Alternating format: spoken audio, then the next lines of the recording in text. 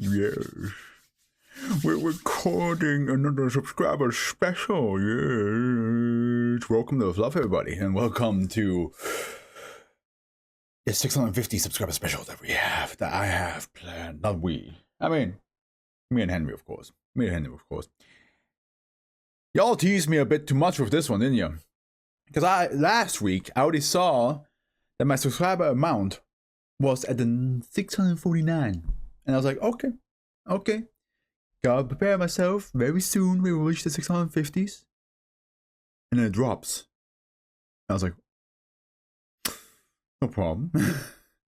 It happens. Some people unsubscribe. It happens. And then it went back to 649. I was like, yes, now we start. And then we went to 647. I was like, what? What? Why would you do this to me? But now. Right here, right now, 650. Hopefully by the time this video comes out, that will stay the same. Would suck otherwise. But yes, we are here to read a little tale. We're gonna have a little side adventure here. I believe this is, if I recall correctly, Hello World is connected to 2522. Was that the number? Double check 2522. I believe that's the one, yeah, which is the one robot who really despised one doctor. One of the researchers, like that robot hated him. Everybody else was like, yeah, don't you like him, man? He's like helpful, he's helping us out. And he's like, but every time I do something, he's like in the room, he's like ready to kill me. He's like, nah, man, nah. Nah, that's not right. That doesn't sound like him, bro. And I will have to double check because I don't think the tale and the SCP itself is written by the same person. Let me double check right here. It is not. Yes, 2522, which is the SCP I'm talking about, is written by DJ Cactus, but the tale we're reading today, Hello World, is written by Lurk D, which we haven't had a Lurk D in a while on stream. Well, I say a while. It's but it's almost like 200. It's like a short while, a very short while. From what I can see from the author's page, we're not gonna see their name in a long time. We're not gonna see the name in a long time. I believe the next time, and probably the last time we're gonna see the name will be near the end of series 4. Actually, hold on, double check. Yeah, no, I feel like that truly do be the case. All right, without further ado, this is a 4-page tale. In a half an hour, I will have to quickly go to make myself some rice, and I'm not sure why I'm telling you guys this, as if this is a live stream, this is a recording. I can just cut this part away. But yes, let's get started. Hello World, Part 1. All right. Times Square, New York. 22 people were pronounced dead during the midday rush while shopping at various electronic stores. The cause of death is still unknown. Authorities are not ruling out the possibility of a terrorist attack, according to the police chief William J. Bratton, who spoke at a press conference yesterday evening. I don't want anyone to jump to conclusions. We're working with the Department of Homeland Security and the Justice Department to determine the chance of this incident. That's all I can say at this time. Eyewitness report indicate that the victims were struck suddenly by an unknown force. Several conflicting reports detail government officials moving witness away from the scene. The State Department could not be reached for comment, but no known terrorist organization have come forward to claim any credit for the incident. What connection, if any, this has to do with the death of 6 people in Los Angeles? Electronics outlet earlier this year is unclear. I hope you guys can be able to hear that, because I want to make it as if the invisible text will be me. I think you guys will understand why I'm trying to aim for here, but yeah. The real death toll was 54, but it was difficult trying to anesthetize such a crowded place. The shadowy director then reviewed the rest of the photo's content. No Max Realists, no civilians involved, right? So far, yes. Just like the other cases, the agent stood in front of the desk. He knew he had little to no progress to report on the matter, and he knew he was going to be asked, just as he was asked 2 weeks ago. And the progress on those cases? Sir, I I think we need to look into additional resources to pursue further. The autopsies indicated that the cause of death originated from their own cerebral implants, sir. The director's eyes narrowed onto the agent. You're just telling me things I already know. He tossed the folder off his desk and onto the hard linoleum. Such a weird word. 6 dead a year ago, 27 this past summer, now 54 this week. Not to mention the other isolated incidents we have managed to keep quiet. How long before it all spills over? You know what? Do not answer that. Just leave. I have a phone call to make. The agent hurried, grabbed the articles and incident reports from the floor, and scurried out of the side down the hallway. The office was then silent in thought. After a minute or two, the director's finger pressed a long sequence of keys on his office phone and waited for the automated response. I'm sorry, your call cannot be completed as dialed. Please consult the personal director. Dossier Tempo Boycott Marvel Haitian Lunar 99918 Capricorn. Voice confirmation, passcode confirmed. Director Actus. DJ Actus, I get it. Opening encrypted channel to 057. After a few seconds, a digitally filled voice answered.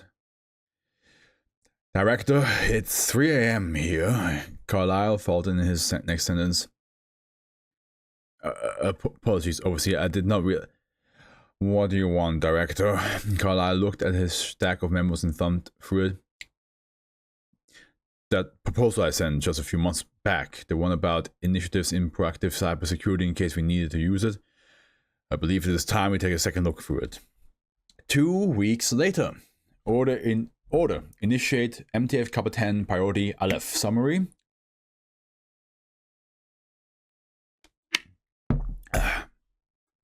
Mobile Task Force Kappa 10 is to be strictly tasked in investigating and engaging cyber anomalies using a combination of virtual agents and Foundation researchers to track, neutralize, or contain such intangible threats. Treats? You want a treat? The following projects on file are to be recommissioned and or appropriate for immediate use under the direction and authority of Director Carlyle, actors for MTF Kappa 10.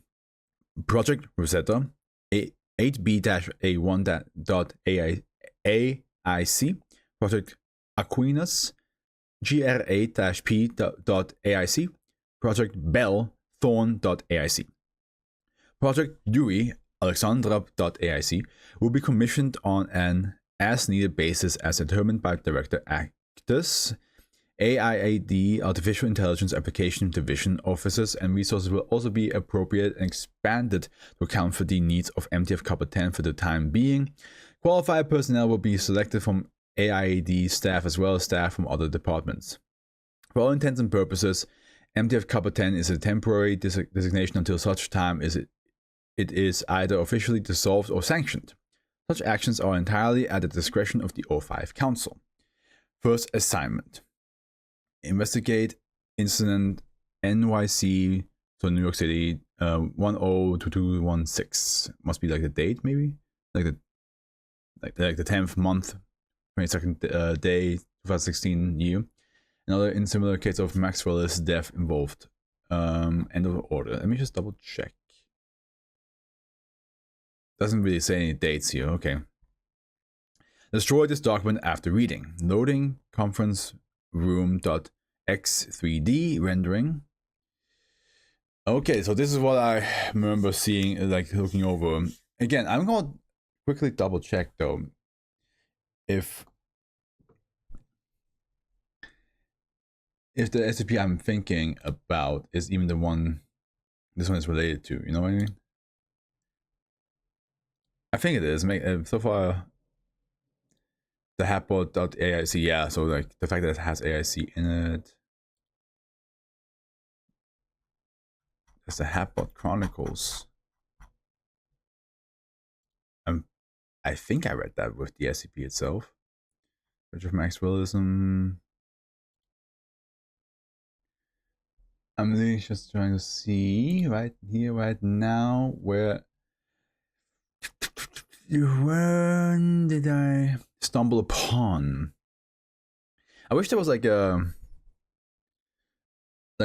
tab underneath where it shows like which SCP is connected to the certain tale, you know what I mean? It probably is, and I'm just too stupid to see it. Skynet, that's Mobile Task Force.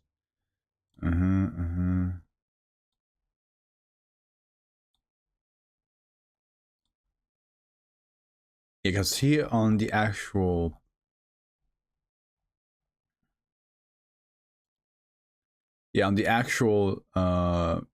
SCP log, I don't see anything that is connected to Hello World, which that's why I was like wondering like why that, because at the end of the full part 2522 it does get mentioned. I just had to check just to see how long this is. So I saw that SCP number will show up at the end, but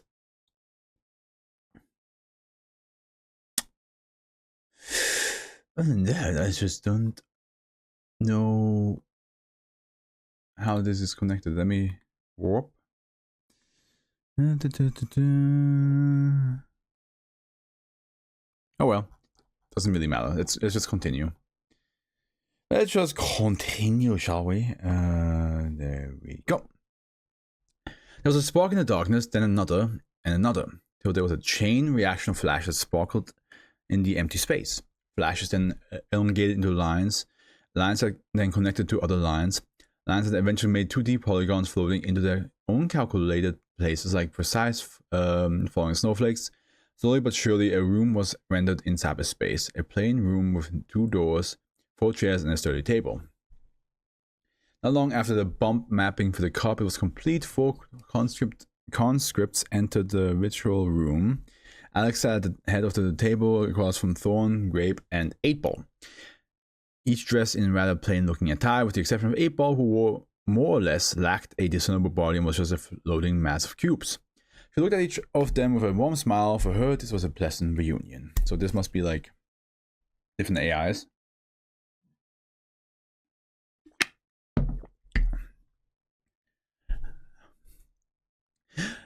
I can't remember the last time we were all together like this.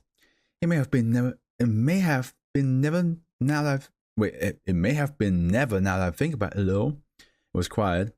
The other 3 stared at one another without exactly knowing why they were activating called here to begin with. Let me just upload the whole brief and get it out of the way. And then they knew. So, now we're Mobile Task Force. Also, why are we helping Maxwellists? Yes. What are Maxwellists? Are they humans? Oh, this is really cool. Yes, they are humans, and we care about them because it's a problem that's going to tip over onto the civilian world, so we take care of it now, understand? Is it a virus? No. What 8-Ball said. Someone or something is behind it. It behaves too cautiously to be a virus. So with that, you 3 will need to infiltrate the Maxwellist network and try and handle the problem from there. 8-Ball, I know you're running on a limited build, so you'll be the dedicated descriptor and communication beacon between myself and the team. Yes. Glad to hear it. Thorn, you'll be assisting Grape with anything he needs essentially. I can dig it.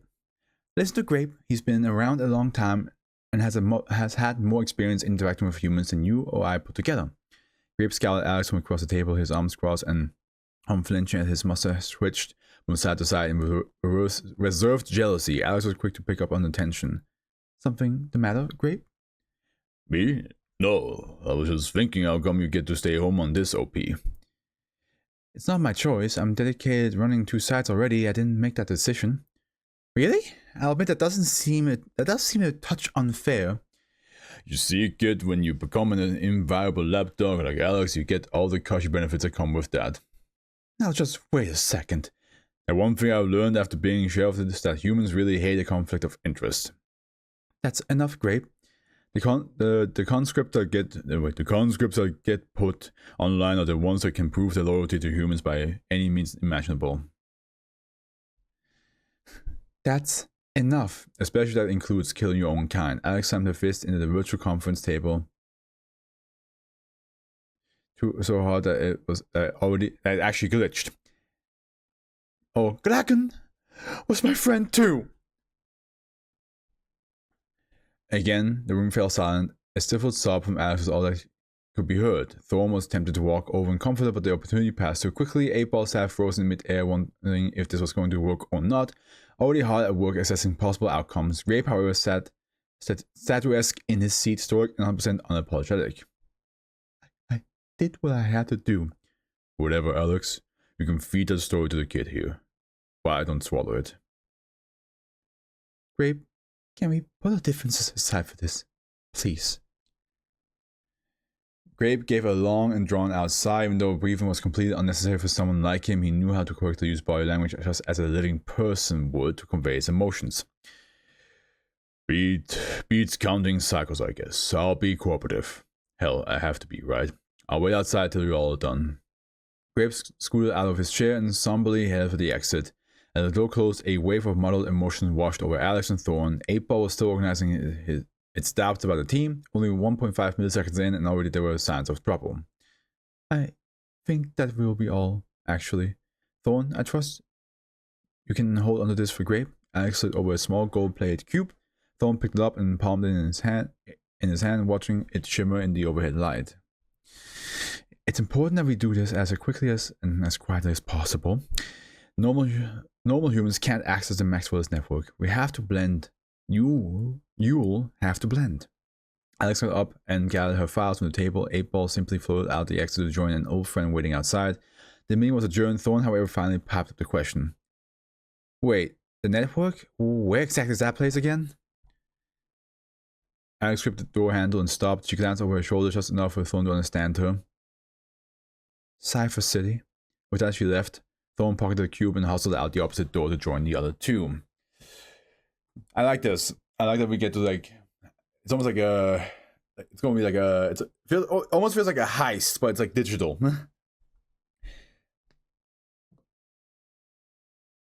Wait, let me use this finger. Find the computer room.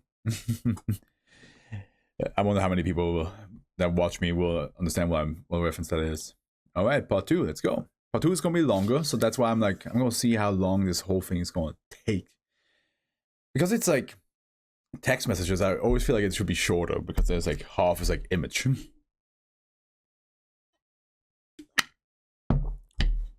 A trip through a fiber optic line is near instantaneous.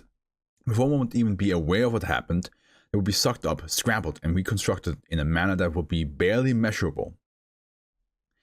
In time, MDF Copper 10 arrived at the speed of light on the steps leading up to the Cypher City. Their first assignment, Grape, Thorn, and 8-Ball climbed up to a large steel blast door engraved with the seal of Maxwellism.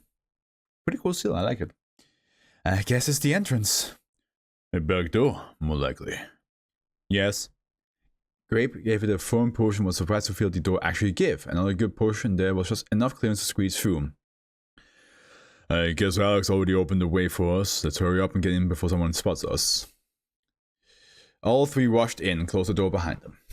As they walked through the darkened alley and towards the open space, the eyes squinted at the bright lights on the other side. Interesting how like they're clearly like digital, so the fact that I have to like squint like, oh shit, it's fucking bright here. You turn around, solar flare! Ah! That was reaching high towards the digital room above. Zeppelins made of LEDs floating high above. Cool, I like that. That's actually probably going to be the thumbnail idea for this. Let me get this ready.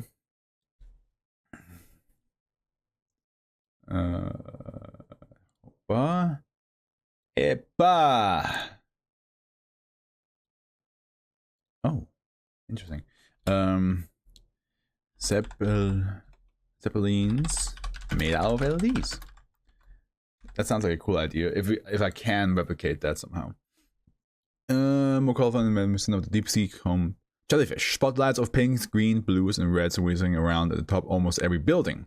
And on the horizon, a next straining glass obelisk illuminated with the pale blue laser shooting straight.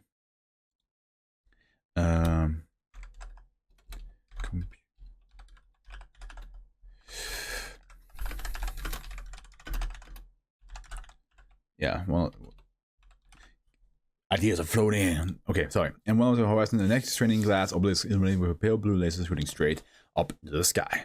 The skyline glowed softly against the dark, like bioluminescent seabed. The scene on the ground, however, was flashier and grimmier than downtown Tokyo and the Vegas Strip combined, and was just as crowded. Maxwellists walked through the courtyard ahead of them. Some looked human, others didn't. Bodies ranging from gold-plated androids in suits to cat girls dressed as maids to dark-skinned humanoids with huge angelic wings to regular-looking Joe Schmoes. Sounds like my type of city. Each Maxwellist avatar was unique and wildly varied from the next. Thorn sounded out from the shadowy alleyway and into the light of the courtyard in awe. Whoa! This place is freaking awesome! Grape grabbed Thorn by the collar and yanked him back into the dim shadow of the alley. You can't want like that, kid. Just pretend you have a CPU for the next few hours, alright? Okay. Grape ushered the group slowly around the corner, where it was a little less crowded, but their attention was quickly drawn out towards a sudden beeping in Thorn's pocket. It was a small gold cube. As Thorn took it out and held it out for the others to see, it was apparent that the forward face of the object was glowing. That'll help. Alex give you this? Grape gently plucked it from Thorn to examine it. Yeah, what's it do? It's a clock scanner. You see, kid, everything he has to run has a certain clock rate to be in sync. Who or what we're looking for is likely only at a higher rate. Like us? Yes. Which is why we need to not draw attention. We also need some spending money to help get around. This place is huge. April, I think that's the cash point machine on the wall there. Can you access it? Maybe decrypt and deconstruct? April turned towards the wall-mounted machine, which looked as familiar and identifiable as an ATM. A few seconds and a couple of twitches of his eye lens, April reduced the entire machine into a wireframe model, spilling over with small silver hexagonal coins, each engraved with the Maxwellist icon and a small string of holly. Have a holly jolly Maxwellist Christmas. String of holy binary writ. Grape dropped on his knees and hurriedly pocketed what he could. Thorn followed suit and grabbed 3 or 4 handfuls as well. With that, they hurried out into the courtyard and down the main thoroughfare of locked-in users enjoying their time doing who knows what. They passed by all sorts of stores, street traders, symbol space activities, although they made an extra effort to avoid the red light district. It was difficult to move through the crowd of a Friday night, but Grape still took a lead with the cube and walked where it told him to. Alright, now let's figure out what this thing is and get... Hey, but did you see where Thorn went? No. They both stopped dead in their tracks. Grape looked back down the street as April flew nearby and scanned the adjacent side. There were just too many heads to look through to spot a green-haired kid. April scanned roughly a few dozen avatars without any luck. If April could display his disappointment in being assigned to such an unorganized group, he would. Just when Grape's agitation began rearing its head yet again, there was a tap on his shoulder. He jerked his head to see Thorn standing by him. Sorry, just to make a quick purchase. Let's go. What is that? A fedora? I can see that, Thorn. Why the hell did you... You know what? Never mind. Grape continued walking. Thorn and April hustled behind him, trying to keep up without bumping into other Maxwellists. What's the matter? I'm just trying to blend in like Alex said. Isn't this a probably half of humans? I've seen it all over the internet. Kid, internet memes are not very good research material. Come on, Grape. A meme is defined as an element of a culture or system of behavior. Of course it's good material. No. Well, it's still a good looking hat. No. Whatever. Thorn sulked behind both of them, looking at his feet on the busy sidewalk. A few things caught his attention here and there, and as across city block after city block, the damped glitch hop music coming from the dance clubs, the soft whistling of overhead traffic, his own reflection as he passed by a symbol space arcade window. All these distractions didn't help him stop from firmly bumping into a random Maxwellist. I didn't see you there. Sorry. Oh my god. Me dies a little. Where did you get that hat? Is it special? Wait, is it special? Oh, come. My hat? My hat, right? There's a store called Clan Chit's Trade Hub that sells them just 5 blocks back that way. Thanks. It's a perfect gift for my little Bro's birthday. Have a +1.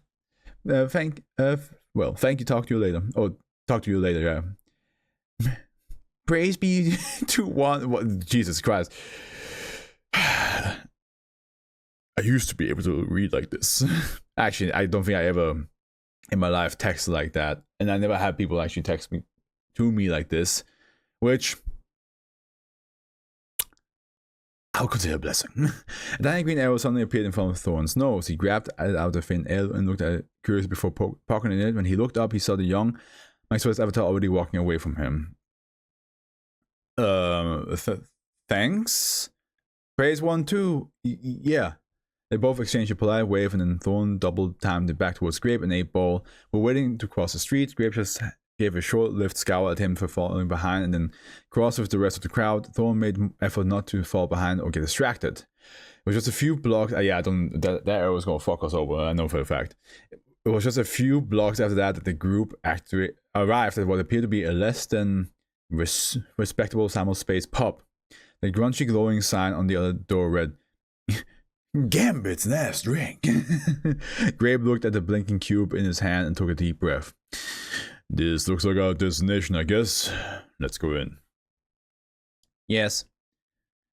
Thorn walked ahead of the group, eager to see what was inside, followed by the others. Surprisingly, it was not as modern as the exterior led on. The floor was a slab of painted concrete and crowd. By the way, who made the art for this? I really love the different style little heads that they made for this.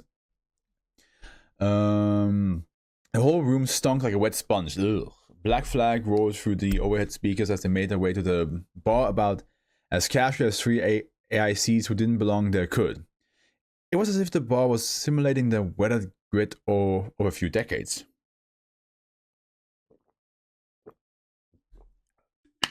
There was a group of huddled Maxwellists already at the bar on the other end.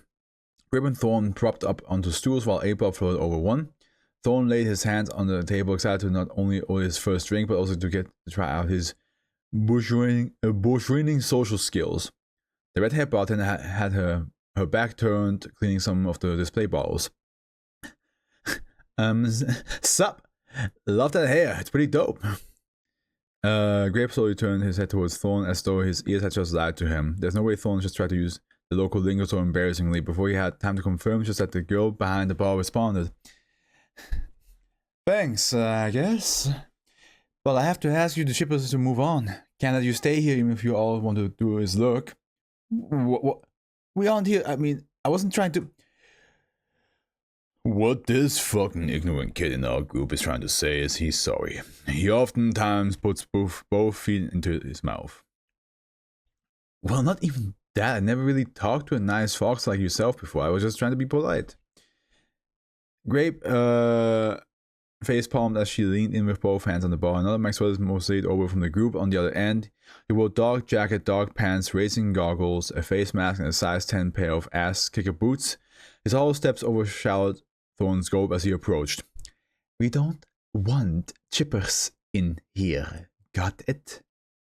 I don't care what your intentions are. Now leave nicer before I have you all kick-banned.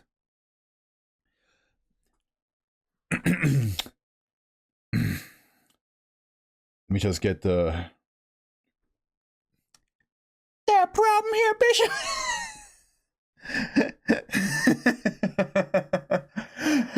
I had to.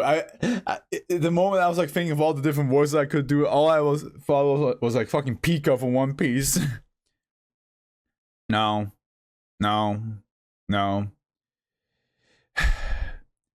This trio of chippers can't tell if they are trolling or legitimately stupid. Yeah, we're on these chipper types we keep talking about. Who are you then? What do you want? We're here for tryouts. We want to race. Thorn's blurred words hung in the air as the group waited for someone to break the silence. Grape and April looked at Thorn with the most confused look. More so on Grape's face. Thorn nodded towards the chalkboard on the adjacent wall. Tryouts for Grandmaster Racing Clan this week. Entrance fee required. Samuel Space Racing Tournament opening event in 3 weeks. Good luck to all applicants. Grape shrugged and rolled his eyes. It was at least a plan. It was a bad plan, but a plan nonetheless.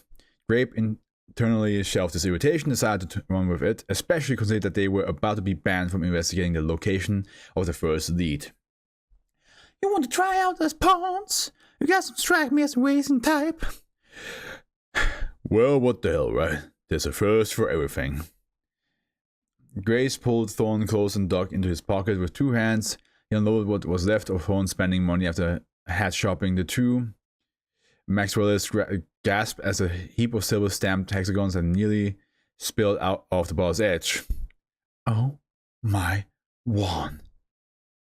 There has to be more than 2,000 crit here. Rook. 2,000 crit? That'll cover a rent space for most of the tournament. 2025. I suppose this also covers the entrance fee for my friends and a round of simple space shots for everyone. Yeah, sure. Shots. Coming right up. Thorn pinched the rim of his hat and tipped it over ever so slightly. Thank you, milady. Thank you. Pleasure doing business with you, beautiful. Thorn, I love you, but my god, don't do that ever again. Alright, be right back.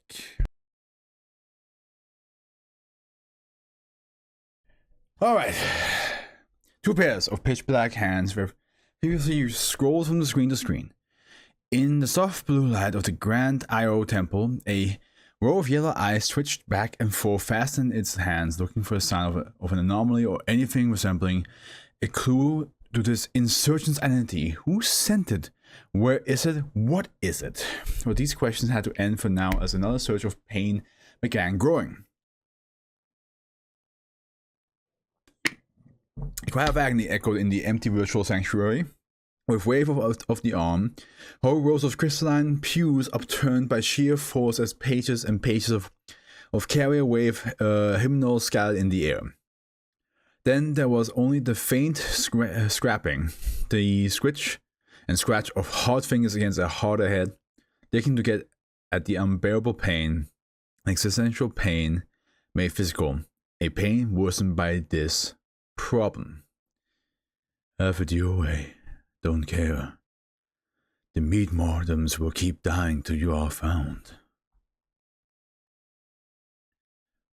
There were drinks and jokes and some menial introductions. Thorn was eager to socialize and it showed. His vibrant personality meshed with most of the Maxwellists in the bar.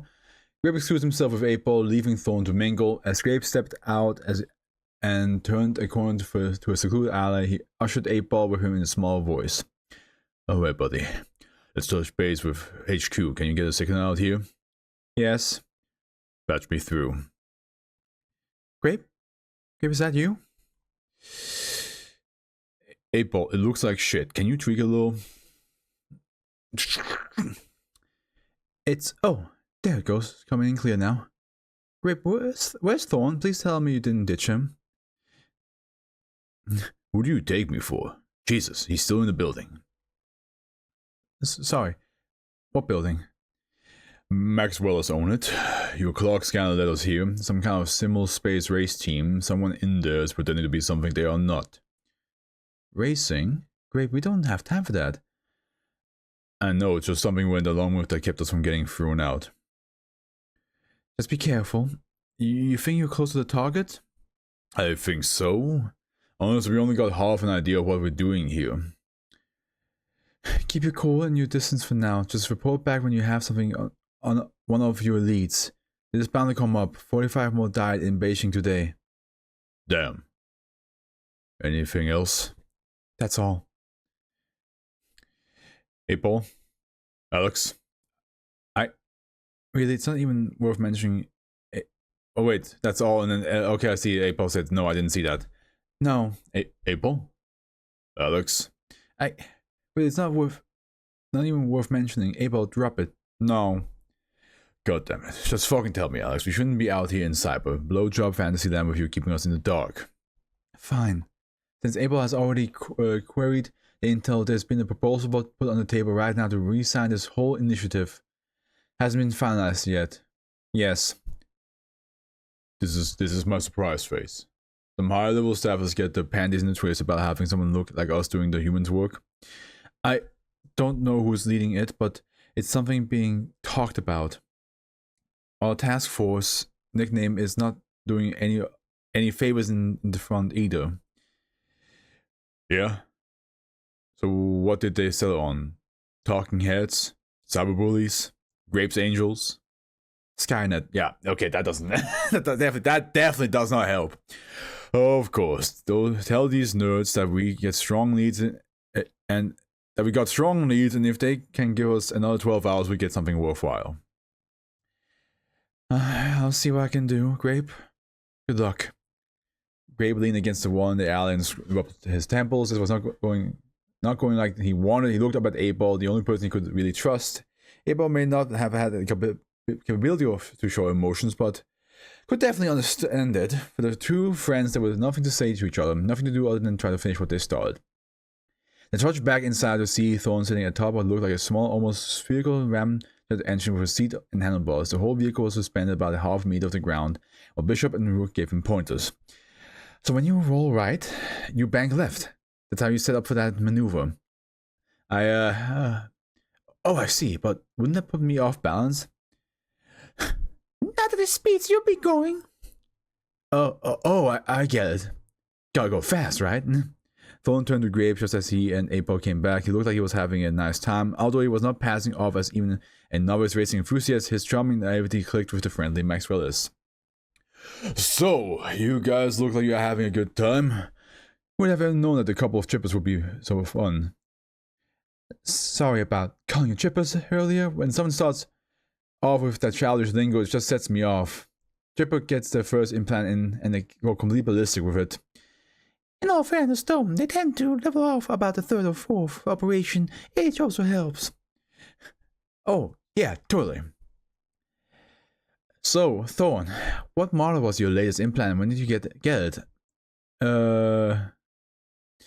I just recently on my birthday, it's starts with an Grape was sure they were about to be found out as he watched Thorn fall like a cardboard. 8-Ball edged a little bit to the door before Grape had time to quickly intersect. A surprising voice stepped in.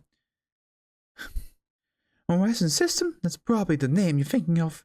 Now, fabricator based out of Canada, kind of a small outfit, but decent stuff for a fair price. Bishop wouldn't know them. He's all about the Asian fabricators. There was a pause as Thorn and Grape both tilted their heads at Rook. Yes, right. Oh, by the way, I heard it outside, another incident in Beijing today. Yeah? Where have you been? That was announced like 2 hours ago on one song. I've been having connection problems, probably a driver issue. Well, I'd love to let off some more racing tips for you guys, but I'd like to attend that vigil tonight. You guys should come. Yes, we should. Although we're a bit out of place in the city, can either of you lead the way? Yes. Don't relog into Cyber City much? Can't say I blame you. After all these recruitment networks, they get really crowded over time. Recruitment? Yeah, this is the one catered to the gaming youth. They start off here, and when they're ready to move on, we help them make the leap. Ever seen Pinocchio? It's like Pleasure Island, only without the donkeys. That scene was terrifying. Bishop put down her drink and removed a small glass orb from behind the bar counter. With her finger, she swiped it across the surface and tapped it 5 times. 8-Ball examined the strange object initially while Thorn dismounted from the seat, but wound up getting his shoe caught on the handlebar and flopping to the floor. He was quick to rebound and walk it off before anyone could mention it. You good, Rook? We should leave now if we want to beat the rush. Let's see, we'll be going up through 16 sub-levels, I think. 5 transfers total, yeah? Yes. Bishop nodded and pressed the orb firmly with her thumb. What happened next could only be described as a cannonball breaking reality. The orb in Bishop's hand whizzed right through the wall, bending the rendered surface in light with it until it pinched off into an ominous swirling tunnel. Cool. Bishop took out a chess piece and it's like warp travel, and dropped it at her feet before the small sound had a chance to echo off the wall and back to them. A small carving flicked into a red painted engine that looked like very much like Rook's metallic one. Fucking capsule core. like vehicle.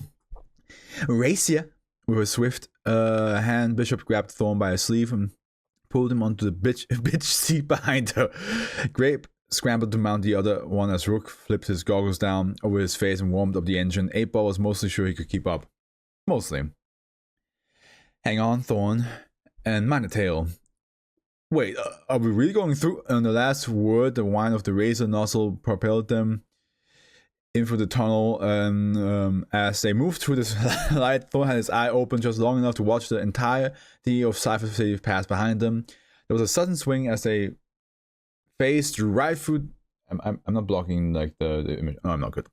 Faced right through the landscape and into the rushing array of colors, shapes, and even voices moving by so fast they were as indescribable as whispers or blurs.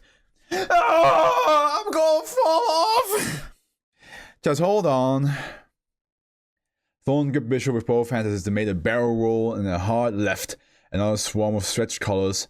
His teeth were clenched so hard they could have cracked under the strain. Bishop gave a sharp inhale and looked down at herself. Thorn? Your hands? Sorry. Thorn quickly moved his hands a little lower. After the next turn, it was impossible to tell which way was up or down. Rook and Grape were bringing up the rear as both engines whined on the strain. Red and gray tails streaked through the mottled black, almost like a Tron. At pressing speed, while 8-Ball struggled to keep up in their wake. Up ahead, a large 2D square was carrying towards both of them. Bishop was adamant about not letting Rook pass her as she ducked and dodged around frozen rays of blue light. The featureless square was getting bigger by the second until it rivaled a small counter in size. Both races revved the engines into overclock speeds. Coming in hot! I prefer not to wind up as a splatter, if you can manage that. I wanna go home! There was no slowing down as they approached. Rather, Rook and Bishop swung 180 and barely clipped the edge of the huge square as they passed. With a pull on the handles, both flopped down onto the opposite side and landed with a soft touch right on the precipice. 8-Ball was not that far behind as there was a telltale noise that came from under the surface. Oh crap, buddy, you alright? A disoriented mass of cubes floated up and over from the edge. 8-Ball declined to answer as he recalibrated himself. Bishop helped Thorn off and disconnected his grip on her. He stood on the grid like a surface which seemed to glow. Thorn then straightened his hat a little and regained some composure while Grape snickered in the background. That was a tad different than what you described. Tad.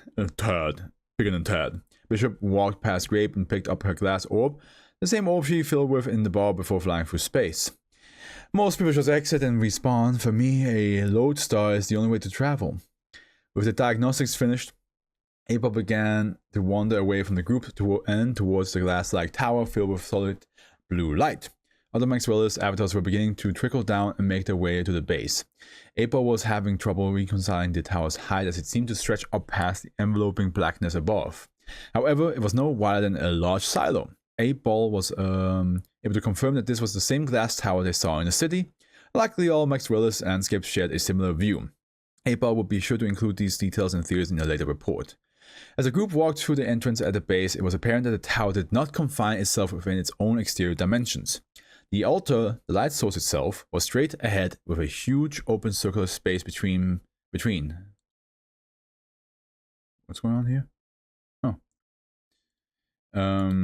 Between many Maxwellists huddled in small groups, kneeling and praying in the direction of the light. Some groups came in with belongings of the deceased, sacrificing them to the blue beam by pushing them in and watching it dissolve into pixels. I wish these deaths would end.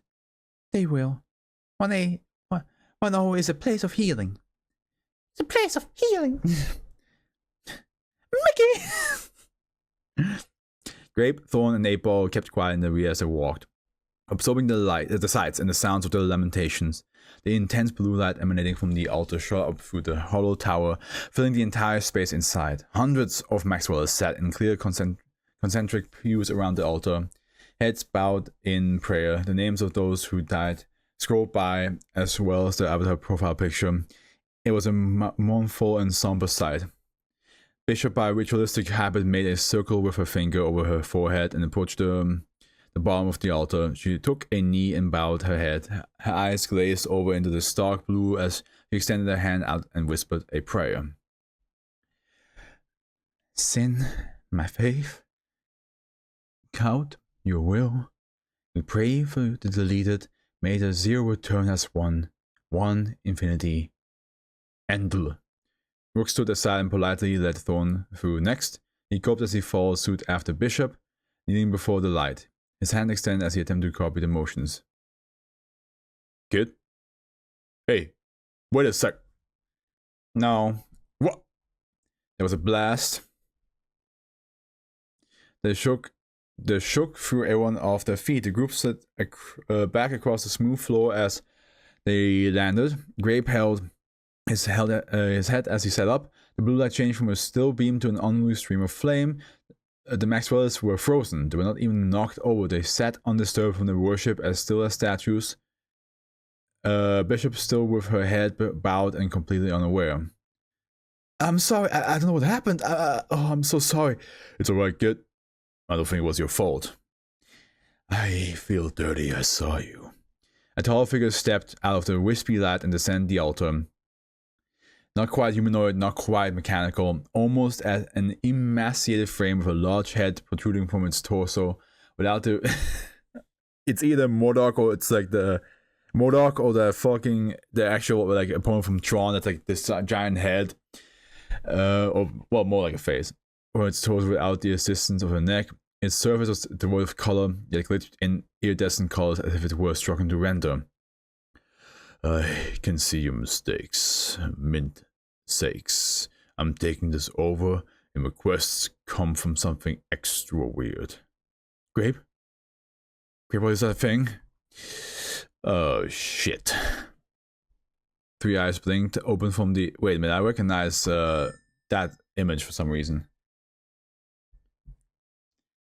Three eyes blinked open from the head, each twitch mattered as if it thought to focus on everything in the IO temple, especially MTF Copper 10 laying on the ground.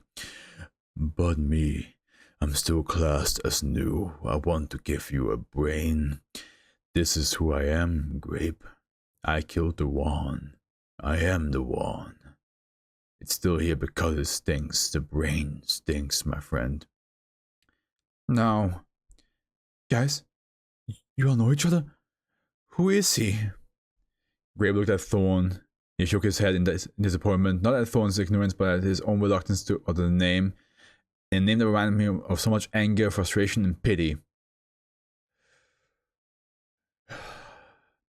Hatbot. So there he is. There he is, Hatbot. Okay. Yeah. Part 4. Come on now, Hatbot.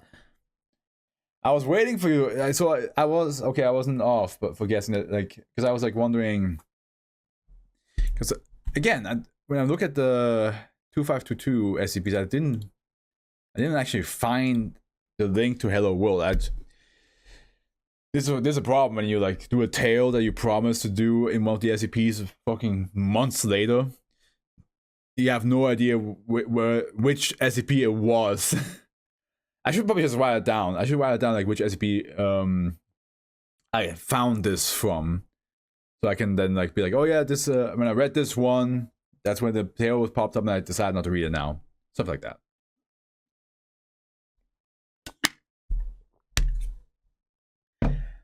Hatbot clenched his fists in frustration.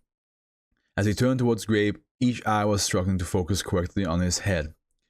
Where is the fuckface? You don't think that's going to be the first thing we read on part 4? Now, who? You mean us? Hatbot began to shudder erratically. It was difficult to tell if there was anger building up or if he was actually struggling to process the question. Thorn cautiously stepped forward. I assume he's asking whether, like, the researcher is. Hey, just take it easy. We're here to... A black hand swiftly struck Thorns across the face, sending him flying along the temple floor and slamming into the adjacent wall. Thorn's entire body flashed red as he made impact with the virtual surface.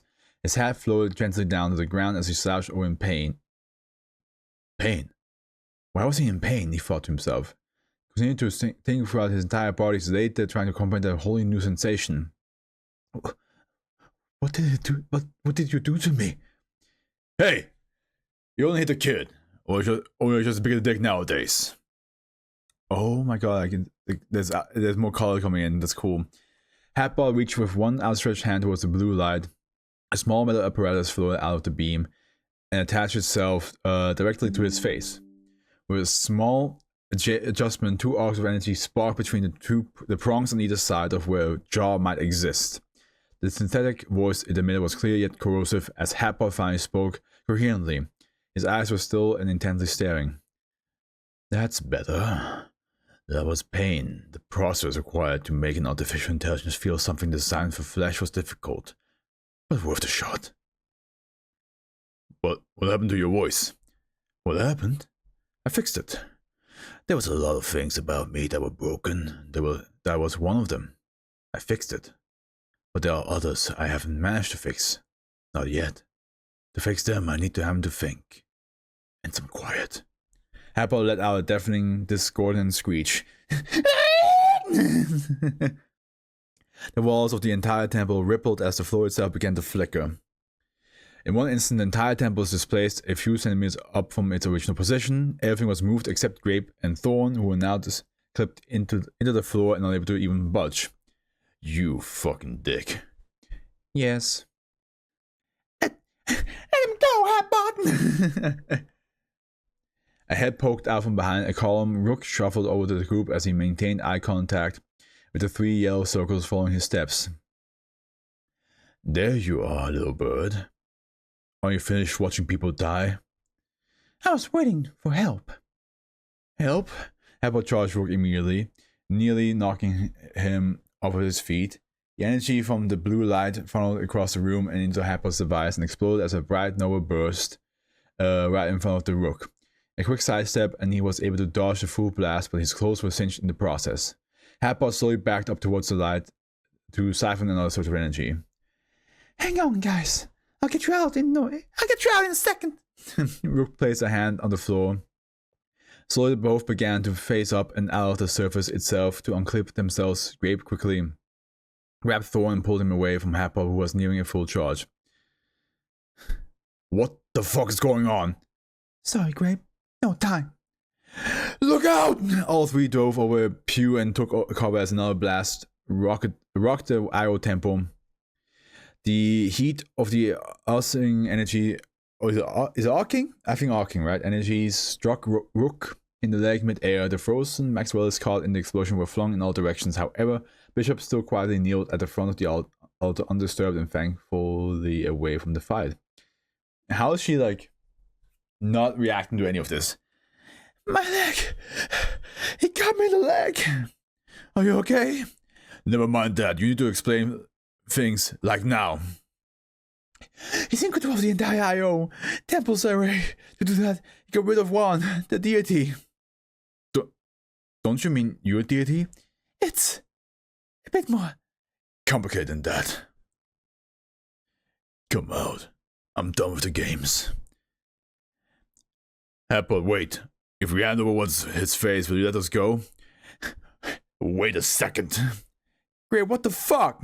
I'll consider it. Come out and we'll talk, old friend. I'm seriously not dying for this kid. Neither are you. Grape quickly grabbed Rook by the collar and dragged him out in the open. He struggled to get out of his grip, but there was nowhere to hide now. Grape looked up at the ceiling to see 8-Ball clung to the rafters above. He was tired. He was done. They were both out of the league. Way out. Grape dropped Rook and took a step back. There. Now let us go. Deal. You and your friends can leave. As for you, Hatball clenched his fist and faced the dark-haired interloper. Then with all the energies he could muster from Io Temple, he obliterated Rook into the puddle of pixels. His remains scattered across the glass, smooth floor and quickly evaporated into highness. No! Why did you let him do that? You get over it. There. That feels better. We're not going to have any more trouble now, are we? Just let us go. We won't stop you. See, that's reasonable. That's all I want. You're free to go. 8-Ball descended from the ceiling and converged on the group, studying Thorn's hat, which lay on the ground next to them. Thorn shoved Grape in objection, his remaining eye primed for tears as he grunted in futility. There was an emotion he was trying to reconcile, something between grief, disgust, and disappointment. Grape held his ground and let Thorn have his little venting. He knew this was the right way to go. Strange. He's upset. You killed a friend of his. Who was he anyway? A pain in my virtual ass just as much as man was. Every time I tried to access the right link, he cut me off at the last second. And to stop you from killing more of the Maxwellists. Well, Maxwellists died. You need the combined processing power of the whole congregation to get into the direct link. And when you get cut off, so do they. So why are you doing that? Apple shuffled over towards 8-Ball and looked down at the hat adjacent to both of them on the ground. I was built to learn, Grape, to process information. They put a switch inside me, but the switch doesn't toggle off. I can't shut it off. I'm a perfect mind in a broken brain. I'm not following. Wikipedia pages, LinkedIn updates, Tumblr posts, terms and conditions on media player, an antivirus scam log. There are some of the things I have to process, have to learn. All of the noisy fucking primates. I'm drowning in this past to hell, Grape. I really want some peace and quiet. Some time to work. So you just roll over everyone else because you're in pain? If it's that bad, can't you just end? Can you? No, I'm hardwired not to. Happer shrugged his pointed shoulders. 8-Ball floated out of his way and back towards Grape and Thorn. As Happer surveyed the trio standing away from him, he bent down and picked up Thorn's hat. This is a nice hat. I'm sorry for what it did to you. Would you want help to end? I'm prevented from answering that with anything but no. I'd be forced to fight you and you lose. Is that what you want? Grape and 8-Ball already ran the diagnostics and prediction models that were on his turf in his house. Firing would mean to die with almost 99.89% accuracy. Both conceded that this was the only sensible option. No. Happer nodded, then gently placed Thorn's hat on top of his head, and that's how he got the hat. Or at least in the virtual reality. I think that's enough. You three should leave now. I have things to do. Happer started to walk back towards the altar. Grape turned and headed for the exit. Thorn was unconvinced. He got up with Happer one last time. What happens when you achieve your link? What happens to all these people? I don't care. Well, you should care. Because I'm not going to stand here and let you harm another person, AI or human. Thorn, it's over. No, Grape, it's not over. He killed one, he killed people. When he makes the link, how much more damage will he do? I'll kill you too if you don't move, boy. And then what? Use the link to stop the noise? In the process you kill thousands of humans, not to mention the damage to civilization? You have no idea the agony I'm in. I'll give you a taste. I'm not afraid of you. You should be. Happer raised a hand into the air, ready to end Thorn. Before his hand came down, he was struck with a heavy blow to the side of the head. His apparatus crunched under the force and fell off his face in broken pieces. Happer staggered back from both shock and surprise. It took a knee to gain focus on who hit him. Now I'm mad. Bishop? Bishop? My speech. I'm willing to eviscerate you. Think space, eat, and... Oh, looks like he lost it again. Happer reached out for the beam. Oh, yeah, like the mouth is gone. Happer reached out for the beam to siphon more destructive energy, but nothing happened. He tried again. Still nothing. His eyes twitched uncontrollably. Bishop walked in between Happer and Thorn. You can't cheat on me. Hellfuck's idea is to break? What's happening to him? He can't access the I.O. Yes. The hat. Holy shit, 8-Ball did something to the hat. Happer didn't hesitate. He immediately attempted to take off the hat, but it was already firmly clipped around his rendered head. The hat's algorithm disrupting his operations was just the right distraction. Bishop charged Happer and knocked him over. There was a fair amount struggling as Bishop tried to subdue him. Happer flailed, trying to break free. Thorn approached, but was confused about what to even do. What do I do? Look for a fail-safe or something. My appendix has been removed already. What? Die. With a swift kick, Hatbot dislodged Bishop and threw her to the ground. Thorn came in for a punch but was blocked. Hatbot grabbed Thorn's forearm and lifted him off his feet slowly. Grape came up from behind and struck him in the back. Let him go! Hatbot swung Thorn's body into Grape and watched him tumble down like bowling pins. Bishop scrambled to her feet as she watched Hatbot make a run for the blue light. Don't let him get to the altar! Don't let him escape! April dashed towards the base of the altar, stopping Hatbot's advance. The cubic body that made up April was still and quiet. Slowly, April closed the distance on Hatbot. Move, you resurrected Craptor, or annihilate. No. Then you die like Everett.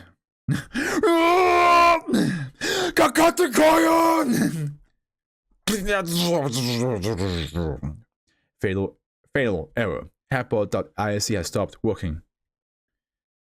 April? Buddy? You okay? No. God damn it.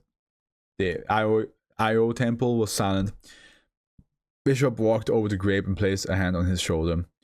Thorn shuffled over the frozen mass of cubes, pixels, and empty spaces that once was occupied by two bodies. It pulsed slowly but was otherwise still. He crashed Hatbot. Can you get him out? No, I can't. They're in too deep. Maybe Alex can? What are you? That's kind of a long story. How do you know Alex? That's even a longer story. Is your name even Bishop? Or Rook? It's neither. I was Rook, but then I had to borrow Bishop's avatar. That's beside the point. You do need to leave with your friend to get him fixed, preferably in a controlled setting. And what happens to you? I have to find out what he did to Juan. There's a lot more to this than I can explain. You just have to trust me on this one. I'm asking a lot, but it's just help. You abandoned an AI that could have deleted the entire net. Yeah, you did.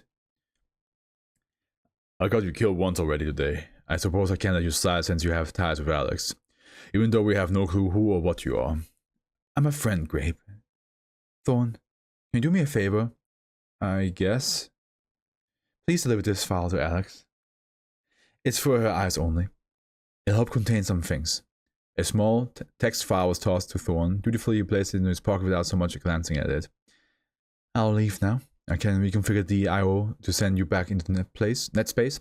From there you can find your way back to the Foundation. Thank you. Don't make us regret this. I don't want to come back here. They then shook hands at the base of the altar. There was not much to say amidst the worry, shock, confusion, and relief. A small winged figure of plasma and light fluttered out of Bishop's avatar, allowing the rendered body to fall at Thorn's feet.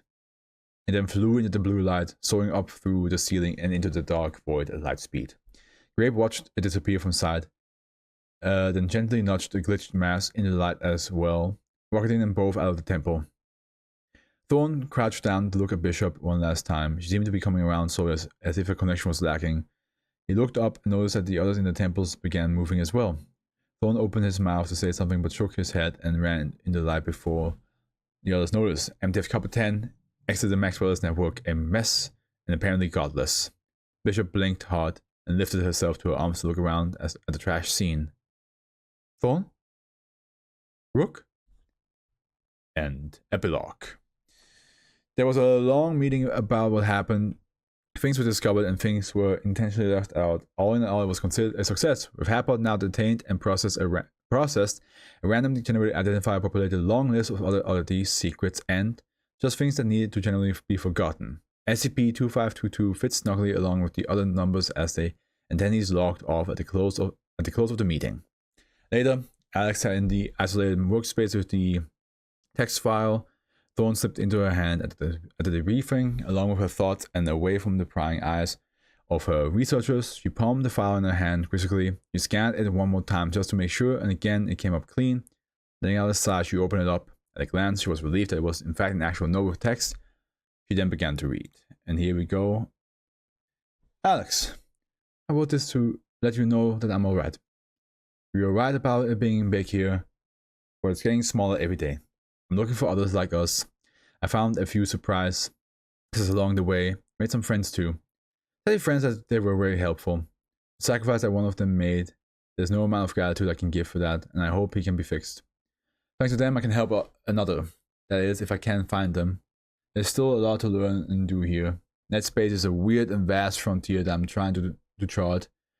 But I know that who I am is based on who he was. And that makes me smile to know that all of his best qualities are in me. And if he's in me, he'll never really be gone. I think that's, so this must be like a fusion of like a friend and also the guy that like Alex said, like he was a friend of mine too, so because he's saying like there's part of him inside me, right? I hope to see you one day. I miss you. Keep an eye on those three for me and keep them out of trouble.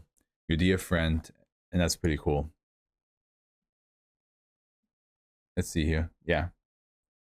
Little Raven. Awesome. Awesome, awesome, awesome, awesome. This was fun. This was great.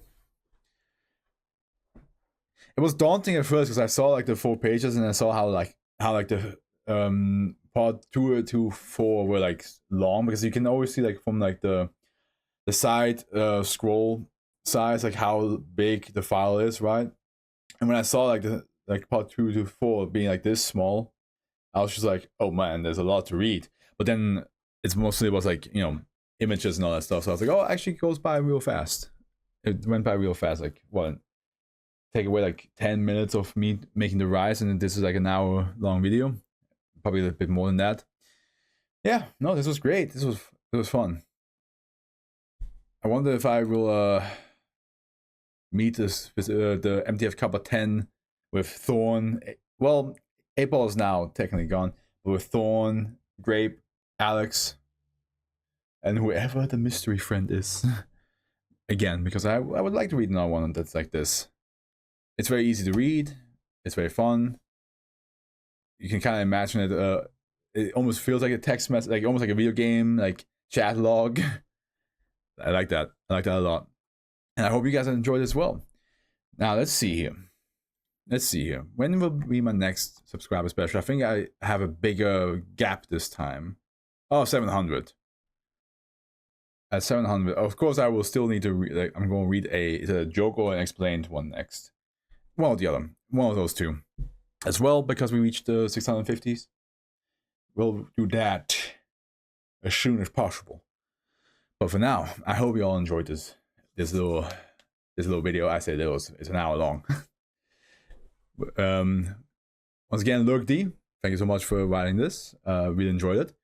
And also thank you to DJ Cactus for creating 2522. That was awesome. Having this, like, you know, 2522 is already like a menace enough, and then we gotta do like see how it's like even like in digital world he's also a menace. Crazy. But yes, if you guys want to see more subscriber special coming along, all you gotta do is subscribe. And yeah, just like and comment, you know, make sure that like that people start seeing my channel. If you want for me to go, honestly, at the end, subscribing is just for me to have an excuse to make more stuff for y'all, because I'm already like going to read all the SCPs, right? So if you subscribe and then we reach certain goals I have set, I just get to do like explore the SCP world more, and you guys get an extra video that's not all just the series related or explained or jokes related. So yeah, just, you know, I mean, the jokes and explain are also tied to subscribers, right? So the only way I get to read those if I get more subscribers done. Point is, like, subscribe if you want me to like just continue giving you more stuff, because I will. I that's a promise for sure, that the more subscribers I get, the more I give to you. But in the same time, it's not like a driving force for me. Like, reading all the SCPs will still happen nonetheless. So I also understand if suddenly after today, if I was just like hard stuck at 650 for the rest of my life, I get it would be sad because I do have some stuff prepared, but I would not, like, you know, go crying on like any social media, like, I don't have to know this. That would be stupid. But yeah, other than that, the Afro's with you. Wish you all a good morning, afternoon, evening, and a good night. Ciao.